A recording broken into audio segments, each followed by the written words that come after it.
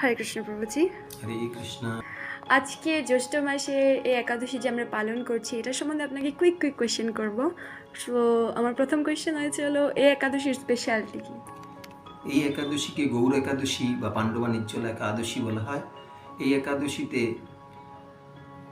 পাণ্ডবদের মধ্যে ভীমসেন কোনো একাদশী করতে পারতেন না, তাই ব্যাসদেব ওনাকে এই একাদশীতে বিশেষভাবে কৃপা প্রাপ্ত হবেন বলে তাকে জ্ঞান দিয়েছিলেন যে এই একাদশী যদি উনি নির্জলাভাবে করতে পারেন তবে সমস্ত একাদশীর ফল এই একাদশীতেই পেয়ে যাবেন। হরে কৃষ্ণ। আমার দ্বিতীয় প্রশ্ন, আমরা কি গ্রহণ করতে পারবো, মানে যারা নির্জলা করতে পারছে না তারা কি গ্রহণ করতে পারবে? একাদশী দিন নির্জলা করা মঙ্গল।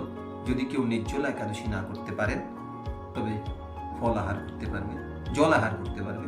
যদি জল আহার করেও না পারেন তবে ফল আহার করতে পারবে। ফল আহার করেও যদি না পারেন তবে